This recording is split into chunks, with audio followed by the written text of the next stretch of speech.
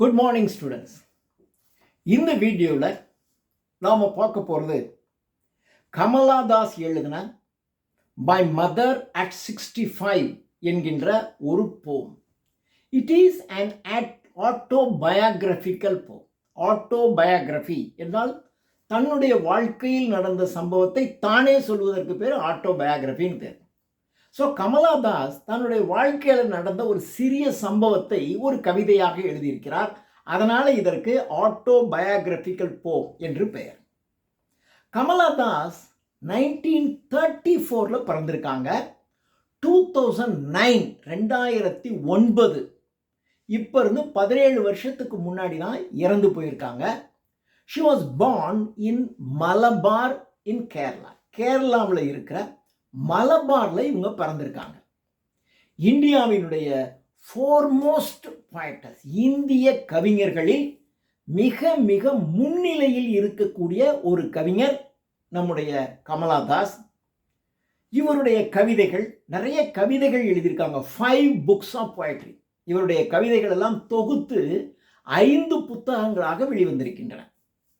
இவர் நிறைய நாவல்கள் எழுதியிருக்கிறார், நிறைய சிறுகதைகள் எழுதியிருக்கிறார். ஆனால் இந்த நாவல்கள், சிறுகதைகள் இவைகள் எல்லாமே பார்த்தீங்கன்னா மாதவி குட்டி, கேரளாவை சார்ந்தவங்க, மாதவி குட்டி என்கின்ற புனை பெயரில், பென் நேம் அப்படின்னு சொல்லுவாங்க, பென் நேம், அந்த மாதிரி ஒரு புனை பெயரில் தான் இவங்க எழுதியிருக்காங்க. இவங்களுடைய கவிதைகள் எல்லாமே ஒரிஜினல். இன்னொன்று பார்த்து காப்பி அடிக்கிறது இல்லை. ஒரிஜினாலிட்டி, வேர்சடைலிட்டி என்னால் பலதரப்பட்ட, ஒரே ஒரு கருத்தை மட்டுமே வச்சுக்கிட்டு இல்லாமல் பல்வேறு விதமான கருத்துக்களையும் பல்வேறு விதமான செய்திகளையும் சொல்லுகின்ற மாதிரி ஒரு பலதரப்பட்ட விஷயங்கள் இவருடைய கவிதைகளில் சொல்லப்படுகிறது. She is an indigenous flavour of the soil. அந்த மண்ணின் மனம், கேரளா மண்ணினுடைய மனம் இவருடைய கவிதைகளிலே தெரியும். இந்த கவிதைகளை படிக்கும்போது ஏதோ நாமே கேரளாவில் வசிக்கிற மாதிரியே இருக்கும். அந்த மாதிரி எழுதியிருப்பாங்க. இவங்க எழுதுகிற ஒரு போம் தான் மை மதர் அட் 65, 65 வயதில் என்னுடைய தாய் என்கின்ற ஒரு கவிதை. இந்த கவிதையினுடைய சிறப்பு என்னன்னு கேட்டிங்கன்னா, ஒரே ஒரு வரியினுடைய ஆரம்பத்திலிருந்து முடியுது, அவ்வளோதான். 1 லைனில் எழுதப்பட்ட ஒரு கவிதை. நடுவில் ஃபுல் ஸ்டாப்பை தவிர, ஃபுல் ஸ்டாப் தான் அதோட ஒரு வரி முடியுது, அடுத்த வரி ஆரம்பிக்குதுன்னு அர்த்தம். ஸோ கமா, செமிகோலன், கோலன் என்ற பங்க்சுவேஷன் மார்க்ஸ் மட்டும்தான் இருக்கும். ஃபுல் ஸ்டாப் இருக்காது. தொடங்கி முடியும் போது மட்டும்தான் ஒரே ஒரு ஃபுல் ஸ்டாப். ஸோ ஒரு சிங்கிள் லைனில் எழுதப்பட்ட ஒரு போம், ஒரு உணர்வு பூர்வமாக எழுதப்பட்ட ஒரு போம். 65 வயசில் தன்னுடைய தாயை பார்க்கிறார் அப்படின்னா அதுக்கு முன்னாடி பார்க்கலன்னு அர்த்தம் இல்லை. இப்போ நம்ம இந்த கவிதையை பார்க்கலாம். Driving from my parents home to Cochin. இவங்க எங்கோ, அதாவது பேரண்ட்ஸ், தாய் தந்தையர்களை விட்டு இவர்கள் வேறு இடத்திலே வசிக்கிறார். தன்னுடைய தாயை பார்க்க வேண்டும் என்கின்ற எண்ணம் வருகிறது. எனவே தன் தாயை பார்ப்பதற்காக தான் பிறந்த ஊர் மலபார் அங்கே வர்றாங்க. வந்து தன்னுடைய தாயை பார்க்கிறார்கள். பார்த்துட்டு அவங்க கூட ஒரு சில நாட்கள் இருந்து மறுபடியும் அங்கேருந்து புறப்பட்டு போகிறாங்க. புறப்பட்டு இவங்க கொச்சின் போய், கொச்சினில் ஃப்ளைட், ஏரோப்ளேன் பிடிச்சி அவங்க ஊருக்கு போகணும். அப்போ இவங்க கொச்சினுக்கு போகிறாங்க. தன்னுடைய கிராமத்தில் தன்னுடைய தாயை பார்த்து விட்டு அங்கிருந்து ஒரு காரில் கொச்சின் போகிறாங்க. காரை ஒரு டிரைவர் ஓட்டிகிட்டு இருக்காருன்னு வச்சுங்க. இவங்க பின்னாடி உட்காந்துருக்காங்க, பக்கத்தில் அவங்க அம்மா உட்காந்துருக்காங்க. போயிட்டுருக்கு, கார் போகுது. அப்படி போகும்போது அப்படி தன்னுடைய தாயை இப்படி திரும்பி பார்க்குறாங்க. அவ்வளோதான், அந்த பார்க்குறாங்கல்ல, இதான் இந்த கவிதையே. இப்போ பாருங்கள், driving from my parents home. என்னுடைய பேரண்ட், தாய் தந்தையர்களினுடைய வீட்டிலிருந்து டு கொச்சின் என்கின்ற ஊருக்கு செல்லுகின்றேன். எப்படி? டிரைவிங், கார் ஓட்டிக்கொண்டு, கார் இவங்களே ஓட்டுறாங்க. Driving from my parent home to Cochin. எப்போ? லாஸ்ட் ஃப்ரைடே மார்னிங், கடந்த வெள்ளிக்கிழமை, போன வெள்ளிக்கிழமை காலையில் அம்மா அப்பா இருக்கிற வீட்டிலிருந்து கொச்சினுக்கு ஏர்போர்ட்டுக்கு கார் ஓட்டி கொண்டு நான் சென்று கொண்டிருக்கிறேன். அப்படி போகும்போது I saw my mother beside me. Beside என்றால் அருகில் என்ற அர்த்தம். என்னுடைய அருகிலே அமர்ந்திருக்கக்கூடிய என்னுடைய தாயை நான் இப்படி பார்க்கிறேன். அப்படி திரும்பி பார்க்குறாங்க. அப்படி பார்க்கும்போது டோஸ்னா தூங்கி வழிந்து கொண்டு அப்படியே அம்மா பார்க்குறாங்க. அம்மாவுக்கு வயசாயிடுச்சு, 65 வயசு. அப்படியே காரில் போகும்போது அப்படி இந்த காற்று வேகமாக ஜன்னல் வழியாக வீசுகிறது. இப்போ இருக்கிற கார்லாம் பார்த்தீங்கன்னா எல்லா காரும் ஏசி. அப்போல்லாம் ஏசி கார்லாம் கிடையாது, சும்மா கார், அவ்வளோதான். அப்போது வெளியிலேருந்து கார் உள்ள காற்று நன்றாக வீசுகிறது. அந்த காற்றில் அவங்க அம்மா வயதானவங்களாக இருக்கிறதுனால அப்படியே கண்ணு அவங்களுக்கு சொக்குது. அப்படி உறங்குறாங்கன்னா ஏதோ ராத்திரி எல்லாம் வேலையெல்லாம் முடிச்சு படுத்து தூங்கி அப்படி இல்லை. அந்த கார் டிராவல் பண்ணிக்கிட்டு இருக்கும்போது அந்த கொஞ்ச நேரத்திற்கு டோஸ் அப்படி தூங்கி வழிந்து கொண்டிருக்கிறார்கள். டோஸ் ஓப்பன் மவுத். அம்மா பார்க்குறாங்க, அப்படியே கொஞ்சம் தூக்க கலக்கத்தில் இருக்காங்க. வாய் பிளந்திருக்கிறது. சிலர்லாம் பார்த்தீங்கன்னா அப்படி தூங்கும் போதே வாயை திறந்துக்கிட்டே தூங்குவாங்க. அது மாதிரி கொஞ்சம் வாயை திறந்து கொண்டே அவர்கள் உறங்கி கொண்டிருக்கிறார்கள். Those open mouth. Her face ashen. Ash colour. அவங்க பொதுவாகவே கேரளாவில் இருக்கக்கூடிய பெண்கள் மலைப்பகுதி, ரொம்ப வெப்பம் இருக்காது. அதனால் அந்த பெண்கள் எல்லாமே நல்ல நிறமாக இருப்பார்கள். அவங்க அம்மா அப்படி தான், சின்ன வயசில் ரொம்ப நிறமாக இருந்திருப்பாங்க. ஆனால் காலப்போக்கில் அப்படியே இப்போ அவங்களுடைய நிறம் மங்கி ஆஷ் கலரில் வந்துருச்சு. ஸோ ஆஷ் கலரில் அப்படி சாம்பல் நிறமாக அவர்களுடைய முகம் மாறி போய்விட்டது. Her face ashen like that of a corpse. கார்ப்ஸ்னா பிணம்னு அர்த்தம். ஒரு பிணத்தை போல. அதாவது மனுஷனாக இருந்தால் உயிரோடு இருக்கும்போது அந்த உயிரோட்டம், ரத்த ஓட்டம் இருக்கும். இந்த ரத்த ஓட்டம் உடலுக்குள் ஓடும்போது அந்த முகத்தில் பார்த்தீங்கன்னா ஒரு ஒரு கலை இருக்கும். ஆனால் வயசாக ஆக அப்படியே சோர்ந்து போய் முகத்தில் அந்த கலை இழந்து போய் ஒரு பிணத்தை போல் இருக்கின்றார்கள். ஒரு பிணம் அப்படியே வாயை பழந்துக்கிட்டு இருக்க மாதிரி இருக்காங்க. அப்படி இருக்காங்க.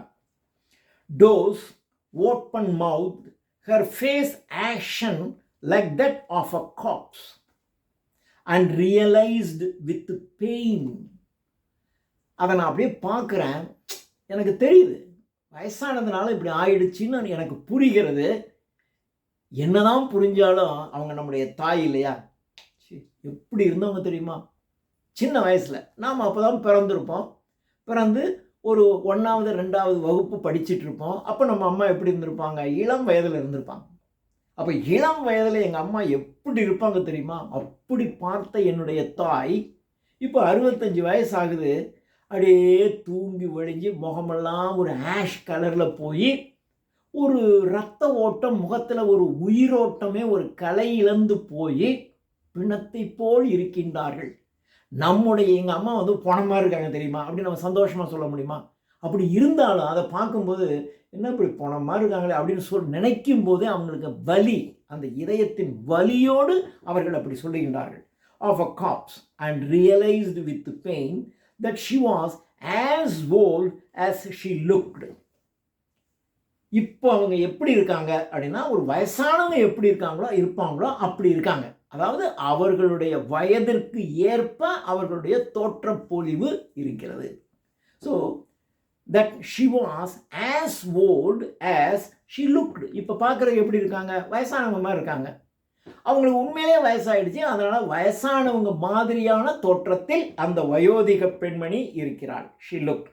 But soon put that thought away. ஆனால் சீக்கிரமே அப்படி நினச்சிக்கிட்டு இருக்கேன். ஆனால் டக்குன்னு அந்த சிந்தனையை நான் நிறுத்தி விட்டேன். இந்த சிந்தனையை தொடர முடியுமா? எங்கள் அம்மா பணம் மாதிரி இருக்காங்க தெரியுமா அப்படின்னு சந்தோஷமாக இருக்குமா? சரி, எப்படி இருந்தால் எங்கள் அம்மா பார்த்தியா இப்போ எப்படி ஆகிட்டாங்க, ஐயோ அப்படின்னு. அந்த பணம் மாதிரி தான் இருக்காங்க, அது உண்மை. ஆனால் அப்படி உண்மையை பார்ப்பதற்கு நமக்கு மனசு ஒத்துக்க மாட்டேங்குது. மனசு ரொம்ப வலிக்குது. அதனால இந்த சிந்தனை வேண்டாம், எங்கள் அம்மா அப்படி இருக்கட்டும், போதும், நான் இந்த சிந்தனையை நிறுத்தி விடுகிறேன் என்று தன்னுடைய சிந்தனையை நிறுத்துகிறார்கள். புட் த தாட் அவே, அந்த சிந்தனையை நிறுத்தி விடுகிறார்கள். அண்ட் லுக்ட் அவுட், நிறுத்திட்டு அப்படியே அந்த கார் கண்ணாடியினுடைய அந்த கண்ணாடியின் வழியாக வெளியே பார்க்கிறார்கள். அந்த வெளியே பார்க்கும்போது அண்ட் லுக்ட் அவுட், வெளியே பார்க்குறாங்க. அட் யங் ட்ரீஸ், அங்கே அப்படியே அந்த கார் போய்கிட்டு இருக்கும்போது வெளியில் பார்க்கும்போது இளம் மரங்கள். அதனால் இளம் மரங்கள். அம்மா வயசானவங்களை பார்த்துட்டு இப்போ எதை பார்த்தாலும் எல்லாமே இளமையாக இருக்கிற மாதிரியே எனக்கு தோணுது. அங்கே பார்த்தா நிறைய அழகழகான உயிர் துடிப்புள்ள உயிரோட்டமுடைய இளம் மரங்கள் எனக்கு தென்படுகின்றன. Young trees sprinting. ஸ்பிரிண்ட் அப்படின்னு நீங்கள் ஒரு ட்ரிங்க் விற்பான் பார்த்துருக்கீங்களா? அதாவது புத்துணர்ச்சின்னு அர்த்தம். அதாவது அந்த புத்துணர்ச்சி மிக்க இளம் மரங்கள். அந்த மரங்கள் அப்படியே காற்றுல அப்படி தலையை அப்படி ஆட்டும்போது அது புத்துணர்ச்சியோடு இருக்கிற மாதிரி இருக்குது. அப்போ புத்துணர்ச்சியுடன் இருக்கக்கூடிய அந்த இளம் மரங்கள், யங் ட்ரீ ஸ்பிரிண்டிங், த மெர்ரி சில்ட்ரன். அப்படியே அந்த சாலை ஓரத்தில் கார் போயிட்டுருக்கு, வெளியே பார்த்தா குழந்தைகள் எல்லாம் வெளியே வந்து விளையாடி கொண்டிருக்கின்றார்கள். Young children, the merry children. மெர்ரினா ஹாப்பி, ஹாப்பி சில்ட்ரன். அங்கே மகிழ்ச்சியாக இருக்கின்ற குழந்தைகள் spilling out of their homes. Spill அப்படின்னா வெளியில் கொட்டுறதுன்னு அர்த்தம். பேனாவில் இருக்கிற இங்கு கொட்டிடுச்சு, அப்போ ஸ்பில்ட் அவுட். ஸ்பில்லிங் வெளியில் கொட்டுது. வீட்டுக்குள்ளே இருக்கிற குழந்தைங்களாம் வெளியில் கொட்டிடுச்சு அப்படின்னா என்ன அர்த்தம்? வீட்டை விட்டு வெளியே வந்து விட்ட குழந்தைகள். அப்போ வீட்டுக்குள்ள குழந்தைகள் சந்தோஷமாக இருக்காது. ஏன்னா அந்த ஒரு 4 சுவர்களுக்குள்ளாக குழந்தைகள் இருக்கும்போது அதுக்கு மகிழ்ச்சி இருக்காது. அந்த வீட்டை விட்டு வெளியே வந்த உடனே குழந்தைகள் முழுவதும் மகிழ்ச்சி மிக்கவர்களாக இருப்பார். ஸோ வீட்டை விட்டு வெளியே வந்த குழந்தைகள் மகிழ்ச்சிகரமாக அங்கே விளையாடி கொண்டிருக்கிறார்கள். Merry children spilling out of their homes. But after அப்படி அப்படி அப்படி விளையாண்டுக்கிட்டு இருக்காங்க. ஆக அம்மாவை பார்க்கும்போது அப்படியே பணமாக இருக்காங்க, அப்படியே தூங்கிக்கிட்டு இருக்காங்க, ஒரு உயிரோட்டமே இல்லை. ஆனால் வெளியில் பார்த்தீங்கன்னா எங்கே பார்த்தாலும் உணர்ச்சி மிகுந்த மாதிரி இருக்குது. மரங்கள், செடி, கொடிகள் எல்லாமே அந்த காற்றிலே அசைந்து கொண்டு உயிரோட்டமாக இருக்கிறது. வீட்டிலே இருந்து வெளியே வந்து விளையாடி கொண்டிருக்கின்ற குழந்தைகள் மகிழ்ச்சிகரமாக இருக்கிறதெல்லாம் பார்க்குறாங்க. இப்போ கொச்சின் போயாச்சு, ஏர்போர்ட் வந்துட்டாங்க. இவங்க இறங்கி செக்இன் போய் அங்கே டிக்கெட்லாம் கரெக்டாக இருக்கான்னு செக் பண்ணிவிட்டு அப்படி உள்ளே போயிட்டாங்க. அந்த ஏரியாவை தாண்டி நம்ம யாரும் போக முடியாது. அப்போ இவங்க அந்த பக்கம் போயிட்டாங்க, அம்மா இந்த பக்கம் நிற்கிறாங்க. அம்மாவும் வந்திருக்காங்க, அதோ என் பொண்ணு போகுது பார் அப்படின்னு இங்கே நின்று பார்த்துட்ருக்காங்க. But after the airport security check, standing a few yards away. Yard அப்படின்னா ஒரு கெஜம், 3.25 அடி. ஃபுட் இருக்குல்ல, ஒரு அடி, அடி ஸ்கேல், ஃபுட் ஸ்கேல். அந்த ஒரு அடி அப்படிங்கிறத 3.25 அடி அப்படிங்கிறத ஒரு 1 யார்டு. அப்போ ஃபியூ யார்ட்ஸ் அப்படின்னா ஒரு சில யார்ட்ஸ் அப்படின்னா கிட்டத்தட்ட ஒரு 10-15 அடி. நான் இங்கே நின்றுட்டுருக்கேன், செக்யூரிட்டி செக் பண்ணிவிட்டு நான் இங்கே வந்துட்டேன். அம்மா இன்னும் அங்கே கேட்லேயே நிற்கிறாங்க. எங்கள் 2 பேருக்கு இடையில ஃபியூ யார்ட்ஸ், ஒரு சில கெஜங்கள், ஒரு 10-15 அடி டிஸ்டன்ஸ் இருக்குது. Check. Standing a few yards away, I looked again at her. இப்போ நான் உள்ளே இருந்து கொண்டு மீண்டும் என்னுடைய தாயை, அங்கே என்னிடமிருந்து சற்று தொலைவிலே நின்று கொண்டிருக்கின்ற என்னுடைய தாயை மீண்டும் நான் பார்க்கிறேன். ஐ looked again at her. Van. Van என்றால் தேஞ்சி போய் அப்படின்னு அர்த்தம். அப்படியே தேஞ்சி போச்சு. என்ன தேஞ்சி போச்சு? அழகெல்லாம் தேஞ்சி போச்சு. எப்படி அழகாக, எங்கள் அம்மா எவ்வளோ அழகாக அப்படியே உயிரோட்டமுடையவர்களாக எப்படி இருப்பாங்க, அதெல்லாம் குறைஞ்சி போச்சு, தேஞ்சி போச்சு. வேன், வேனிங் மூன் அப்படின்னு சொல்லுவாங்க. தேய்பிறை அப்படிங்கிறதுக்கு என்ன பேர்? Waning Moon. அப்படியே மூன் தேஞ்சி போய் பிறையாக வந்துடுச்சு, அதுதான் வேனிங் மூன். அப்போ வேன் தேஞ்சி போய், பேல், பேல்னா வெளுத்து போய், அந்த முகமெல்லாம் வெளுத்து போய் தேஞ்சி போய் அங்கே நின்று கொண்டிருக்கிறார்கள்.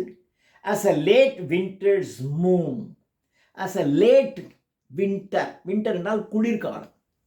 குளிர்காலத்தில் மூன், சந்திரன் ஒழுங்காக தெரியாது. ஏன்னா குளிர்காலத்தில் மேகம்லாம் அப்படியே பனி மூடி இருக்கும். அப்போ மூன் தெரியாது. அதனால தான் அவங்க சொல்லும்போது லேட் வின்டர் அப்படின்னா குளிர்காலம் முடிகிற சமயம். அதான் லேட் வின்டர் மூன்.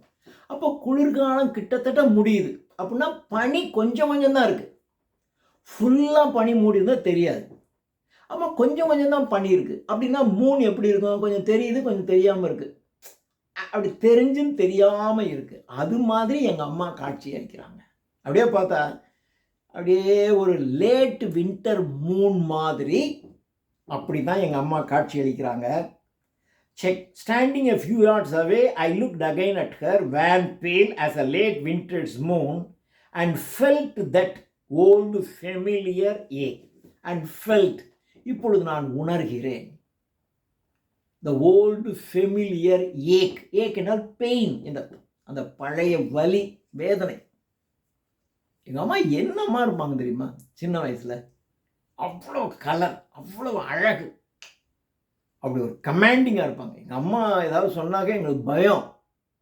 அடிப்பாங்க, திட்டுவாங்க, அதை செய்யாத இதை செய்யாதுன்னு கண்டிஷன் போடுவாங்க. ஆனால் இப்போ எந்த கண்டிஷனும் போட முடியாது. ஏன்னா அவங்க வயசாகிடுச்சு. இப்போ இவங்க ஒரு பெரிய கவிஞர்.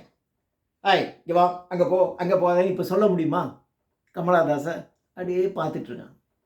அதை பார்க்கும்போது இவங்களுக்கு இன்னும் வேதனையாக இருக்கும். ஒரு காலத்தில் எப்படி இருந்தவங்க தெரியுமா எங்கள் அம்மா?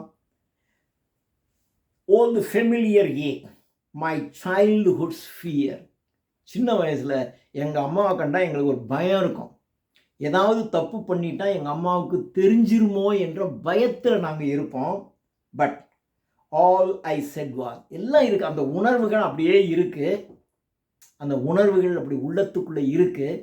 ஆனாலும் எங்கள் அம்மா கிட்ட see you soon, அம்மா சீக்கிரம் நம்ம பார்ப்போம் என்று கமலாதாஸ் சொல்லுகிறார். இது வெறும் வார்த்தை. 65 வயசு ஆகுது. அதாவது இப்போ 65ங்கிறது ஒரு பெரிய வயசு இல்லை. ஏன்னா இப்போ எல்லாம் 85, 90, 95 வயசுக்கெல்லாம் இருக்காங்க. ஆனால் அதாவது இப்போ நம்ம பார்த்துருக்கோம், கமலாதாஸ் இறந்து போனது 2009. அப்போ கிட்டத்தட்ட இப்போ இருந்து 16 வயசுக்கு முன்னாடி. இந்த கவிதை எழுதும்போது ஒரு 20 வருஷத்துக்கு முன்னாடி. 20 வருஷத்துக்கு முன்னாடியெல்லாம் 60, 65 வயசுங்கிறதே அதிகமான வயசு தான். பொதுவாக 40, 50 வயசுலாம் செத்து போயிடுவாங்க. பாரதியெல்லாம் பார்த்தா 30 வயசுலேயே செத்துட்டான். அப்போது 50 வயசு இருக்கிறவங்க 50 வயசுக்கு மேலே போனாவே செத்து போகிற மாதிரியான வயசு. 65 வயசு எந்த நேரமும் செத்து போயிடுவாங்க தெரியும். ஆனாலும் போகும்போது என்ன செய்யலாம்? Bye, we can see you soon, நம்ம சீக்கிரம் பார்ப்போம் இப்போ சொல்லிட்டு போகிறோம். ஒரு 2 நாள் கழித்து அம்மா இறந்து போயிட்டாங்கன்னு செய்தி கூட வரலாம். அல்ல உண்மையிலேயே இவங்க போயிட்டு சில ஆண்டுகள் கழித்து திரும்பி வரும்போது அம்மா உயிருடன் இருக்கவும் செய்யலாம். அது என்னன்னே தெரியல. இருந்தாலும் போகும்போது வழக்கமாக சொல்லுவதை போல் see you soon அம்மா சீக்கிரம் பார்க்கலாமா அப்படின்னு நான் வழக்கம் போல் சொல்லிவிட்டு கிளம்புகிறேன். All I did was smile and smile and smile. நான் அப்பொழுது செய்ததெல்லாம் ஒன்றே ஒன்றுதான், ஸ்மைல். அம்மாவை பார்த்து புன்முறுவல் பூக்கிறேன். முகத்தில் ஒரு சிரிப்பு, ஒரு புன்முறுவலோடு see you soon அம்மா சீக்கிரம் பார்க்கலாமா என்று புன்முறுவல் பூத்துக்கொண்டே நான் இதை சொல்லுகிறேன். புன்முறுவல் பூக்கிறேன். சிரிச்சுக்கிட்டேன்னு சொல்கிறோம்னாக்கா என்ன அர்த்தம்? உள்ளத்துக்குள்ளே வேதனையும் வலியும் இருக்குது. ஆனால் வெளியில் அதை காட்டிக்காமல் சிரிக்கிறது. அதனால தான் திருப்பி 3 தடவை நான் சிரிக்கிறேன் அப்படின்னா என்ன அர்த்தம்? நீ சிரிக்கலை, உண்மையிலே நீ அழுது கொண்டிருக்கிறாய். ஆனால் வெளியில் மக்களுக்கு சிரிக்கிற மாதிரி நீ சொல்லிக்கிட்டு இருக்க, ஆனால் உண்மையில் நீ வருந்துகிறாய். இப்போ கமலாதாஸ் உண்மையிலே உள்ளத்துக்குள்ளே வருத்தமும் வேதனை இருக்குது. எங்கள் அம்மா எப்படி இருந்து அம்மா இப்படி இருக்காங்க, அதோ நிற்கிறாங்க பார், உருக்குலைந்து போய் நிற்கின்றார்களே என்று பார்த்து வருத்தத்தோடு see you soon அம்மா சீக்கிரம் பார்க்கலாமா என்று சொல்லிவிட்டு கிளம்புகிறார்கள். முகத்திலே புன்முறுவல் என்று இந்த கவிதையை முடிக்கிறார் கமலாதாஸ். தேங்க்யூ.